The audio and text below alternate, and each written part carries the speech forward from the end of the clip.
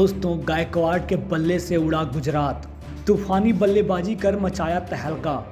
एक नहीं, दो नहीं, तीन नहीं, बल्कि तूफानी 8 छक्के ठोककर गुजरात के गेंदबाजों की धज्जियां उड़ा दी ऋतुराज गायकवाड़ ने। उनके साथ मिलकर अंबाती रायडू ने भी बरपाया कहर। दोस्तों, 31 मार्च के दिन रंगारंग ओपनिंग सेरेमनी के बाद चेन्नई सुपर किंग्स और गुजरात टाइटंस के बीच मुकाबला शुरू हो चुका था। बता दें, इस मुकाबले में हार्दिक पांड्या ने पहले टॉस जीता और पहले गेंदबाजी करने का फैसला भी कर लिया। दोस्तों, आपको बता दें, आईपीएल के ओपनिंग सेरेमनी में अरिजीत सिंह, तमन्ना भाटिया और रश्मिका मंदाना परफॉर्म करने आई थी। बॉलीवुड के इन दिग्गज कलाकारों ने अपने परफॉर्मेंस से अहमदाबाद के स्टेडियम में आए 1 लाख से भी ज्यादा लोगों का दिल जीता। परफॉर्मेंस के बाद मुकाबला शुरू हुआ। चेन्नई सुपर किंग्स के 2 धाकड़ ओपनर बल्लेबाजों की एंट्री मैदान में हो चुकी थी। एक तरफ थे डेवोन कॉनवे तो दूसरी तरफ ऋतुराज गायकवाड़, और गुजरात के लिए पहला ओवर लेकर आए थे मोहम्मद शमी।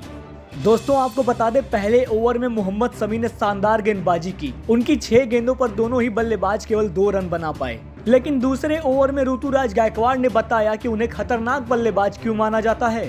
गायकवाड़ ने आड़े हाथों लिया गुजरात के कप्तान हार्दिक पांड्या को। बता दें, उन्होंने हार्दिक की पहली और तीसरी गेंद पर 2 शानदार चौके लगाए और दोनों ही बल्लेबाजों ने कुल 11 रन बटोरते हुए चेन्नई का स्कोर 13 रनों के पार पहुंचा दिया।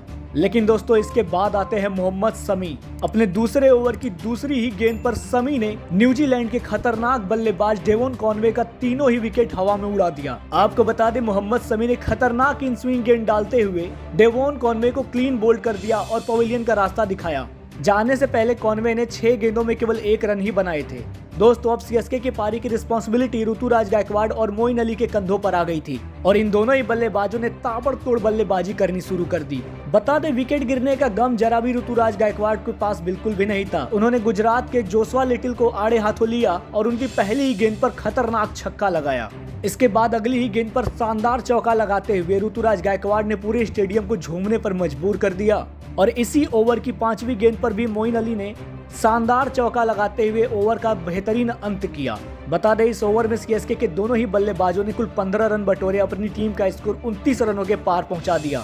चौथे ओवर में दोनों ने 15 रन बटोरे थे। दोस्तों, इसके बाद मोहम्मद शमी के अगले ही ओवर में दोनों ही बल्लेबाजों ने 17 रन ठोक डाले, जिसमें मोइन अली ने आड़े हाथों लिया मोहम्मद शमी को और उन्होंने 1 चौका, 1 छक्का और शमी की 5वीं गेंद पर भी एक शानदार चौका लगा डाला। दोस्तों, सीएसके के लिए पहला पावर प्ले अच्छा जा ही रहा था कि हार्दिक पांड्या ने एक नई चाल चली। उन्होंने पावर प्ले का आखिरी ओवर दिया राशिद खान को। खान साहब की 4थी गेंद पर मोइन अली ने शानदार चौका लगाया। ऐसा लग रहा था कि मोइन अली किसी को बख्शने के मूड में नहीं है।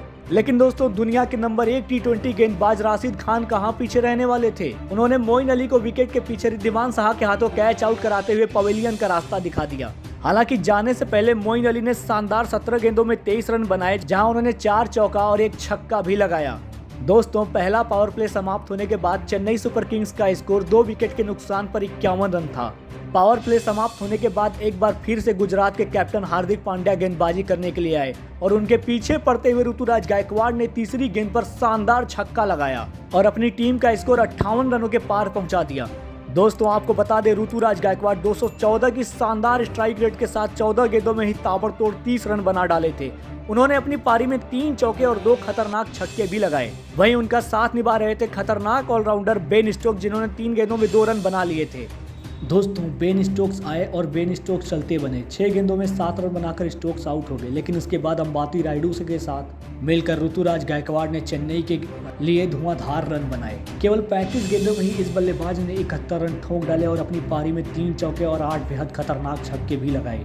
गायकवाड़ की तूफानी बल्लेबाजी के दम पर चेन्नई ने 12.2 ओवर के बाद 116 रन बना लिए थे और उनका केवल 3 विकेट ही गिरा था। तो दोस्तों, आपको क्या लगता है, इस साल चेन्नई चैंपियन बन पाई या नहीं? हमें कमेंट करके जरूर बताइएगा और सब्सक्राइब कर लीजिए हमारे यूट्यूब चैनल को। धन्यवाद।